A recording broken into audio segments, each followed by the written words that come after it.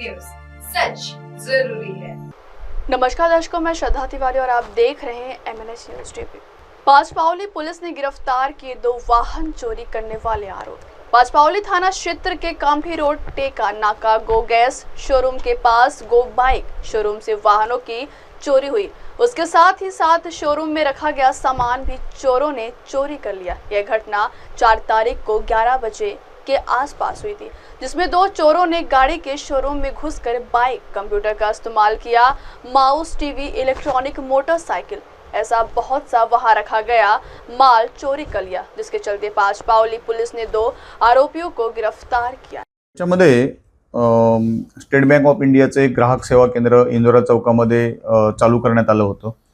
आशिष यशवंत जोगे आणि त्याचे सहकारी हे ग्राहक सेवा केंद्र चालवत होते आणि ग्राहक सेवा केंद्राच्या मार्फतीनं ज्या काही बँकेमध्ये सोयी सुविधा असतात तशाच, परंतु काही मर्यादित सोयी सुविधा, जसं की काही ठराविक प्रमाणात रक्कम डिपॉझिट करणे, 20,000 पर्यंत रक्कम काढणे, त्याच्यानंतर 10,000 पर्यंत FD त्या ठिकाणी करणे आणि काही रक्कम ऑनलाईन ट्रान्सफर करणे, असे मर्यादित प्रमाणामध्ये त्या ठिकाणी व्यवहार केले जाऊ शकतात। बँकांमध्ये बऱ्याच वेळा मोठ्या प्रमाणात गर्दी असते आणि त्याच्यामुळे ग्राहक सेवा केंद्राच्या मार्फतीने अशा सोयी सुविधा देण्याबाबत बँक ग्राहक सेवा केंद्र उघडून देते। हा जो आशिष जोगे आहे, त्या आशिष जोगेनं हे ग्राहक सेवा केंद्र चालू केलेलं होतं।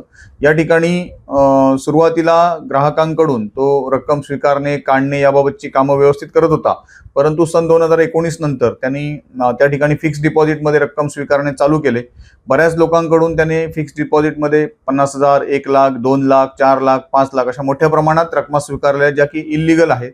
त्या ठिकाणी केवळ 10,000 पर्यंतच रक्कम स्वीकारणं अपेक्षित होतं, परंतु त्यांनी तसं न करता मोठ्या प्रमाणात रक्कमा रोख स्वरूपामध्ये स्वीकारल्या। त्या रोख स्वरूपामध्ये रक्कमा स्वीकारून त्याच्या बदल्यामध्ये SBIचा लोगो असलेली खोटी आणि बनावट पावत्या तयार करून त्या लोकांना दिलेल्या होत्या आणि ग्राहक सेवा केंद्रामध्ये येणाऱ्या ग्राहकांना याच्याबद्दल फारशी माहिती नव्हती। त्यानंतर ग्राहकांचे पैसे मिळणं बंद झालं। आरोपीनं त्यांना 10% व्याजदरानं तुम्हाला FDची परतावा मिळेल अशा प्रकारचं आमिष दाखवलं होतं। जसं की आपण मार्केटमध्ये बघतो तर 6 किंवा 7% मिनिमम व्याजदर असतो FDसाठी, फिक्स डिपॉझिटसाठी। याने 10% व्याजदर देता येईल अशा प्रकारचं आमिष दाखवलं होतं आणि त्यामुळे लोक त्या ठिकाणी गुंतवणूक करत होते। आणि ज्यावेळी लोकांना पैसे मिळणं बंद झालं त्यानंतर त्यांनी बँकेत जाऊन चौकशी केली। बँकेत जाऊन चौकशी केली असता SBI बँकेतून त्यांना सांगण्यात आलं की सदरच्या पावत्या ह्या खोट्या आहेत आणि अशा प्रकारे FDची कुठलीही रक्कम SBI बँकेमध्ये ॲक्च्युअलमध्ये जमा झालेली नाही। त्यानंतर त्या लोकांनी पोलीस स्टेशनला तक्रार केली। तक्रारीमध्ये प्राथमिक चौकशी करून माननीय वरिष्ठांच्या परवानगीनं त्या ठिकाणी गुन्हा रजिस्टर क्रमांक 152/2025 आणि फसवणूक आणि या बाकी सगळ्या कलमानुसार हा गुन्हा दाखल करण्यात आलेला आहे। या गुन्ह्याच्या तपासादरम्यान आम्ही जो आरोपी आशिष यशवंत जोगे आहे आणि त्याचा सहकारी दत्ता वैजनाथ पांचाळ या दोघांना आम्ही अटक केलेले आहे। त्यांना माननीय न्यायालयात हजर केली असता त्यांना दिनांक 7 म्हणजे उद्यापर्यंत पोलीस कोठडी सुनावण्यात आलेली आहे। याच्यामध्ये आतापर्यंत आमच्याकडे एक साधारणपणे जे फसवणूक झालेले गुंतवणूकदार आहेत ते 35 गुंतवणूकदारांची 45 लाख रुपये रकमेची फसवणूक झाल्याचं प्रथमदर्शनी दिसून येत आहे। याच्यामध्ये अजून फसवणूक केलेल्या लोकांची संख्या वाढण्याची शक्यता आहे। ही जी संपूर्ण कारवाई आहे हा एक मोठा स्कॅम होणार होता आणि त्याला लोकांनी तक्रार केल्यामुळे आम्ही त्या स्कॅमला पुढे जाण्यापासून म्हणजे अजून तो स्कॅम घोटाळा वाढण्यापासून आम्ही रोखू शकलेलो आहोत। ही संपूर्ण कारवाई ही जी आहे ही माननीय पोलीस उपायुक्त परिमंडळ 3 श्रीमती महक स्वामी मॅडम, माननीय ACP लकडगंज विभाग श्वेता खाडे मॅडम आणि वरिष्ठांच्या मार्गदर्शनाखाली ही कारवाई करण्यात आलेली आहे। आम्ही स्वतः याचा तपास करत आहोत। याच्यामध्ये मी आपल्या चॅनलच्या माध्यमातून नागरिकांना आवाहन करेन।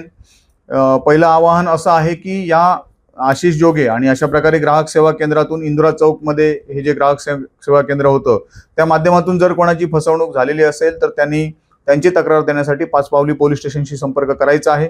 दुसरं मी नागरिकांना आवाहन करेन की अशा प्रकारे जेव्हा कुठलीही व्यक्ती तुम्हाला ऑनलाईन किंवा समक्ष आर्थिक गुंतवणुकीसाठी योजना समजावून सांगतात तर त्या योजनेची पडताळणी करा। ती योजना खरी आहे की खोटी आहे त्याबाबत जरा थोडासा अभ्यास करणं आवश्यक आहे आणि आपण ज्याच्या हातात पैसे गुंतवण्यासाठी देतोय त्याची विश्वासार्हता किती आहे त्या व्यक्तीची किंवा ती संस्थेची ही देखील पडताळणे आवश्यक आहे आणि त्यानंतरच नागरिकांनी रक्कम गुंतवणे आवश्यक आहे। विनाकारण मार्केट रेटपेक्षा कोणीतरी काहीतरी जास्त देतंय या मोहाला बळी पडून कृपया नागरिकांनी अशा प्रकारे स्वतःच्या कष्टाच्या पैशाची गुंतवणूक करू नये। हे आपल्या चॅनलच्या माध्यमातून सर्व नागरिकांना माझे आवाहन राहील। अब वक्त हो चला दर्शकों ब्रेक का। ब्रेक से लौटने के बाद देखिएगा देश और दुनिया की तमाम बड़ी खबरें। बने रहिए MNS न्यूज टीवी पर। नमस्कार, मैं हूं Abhishek Bachchan. Keep watching MNS news. आप देख रहे हैं MNS न्यूज, सच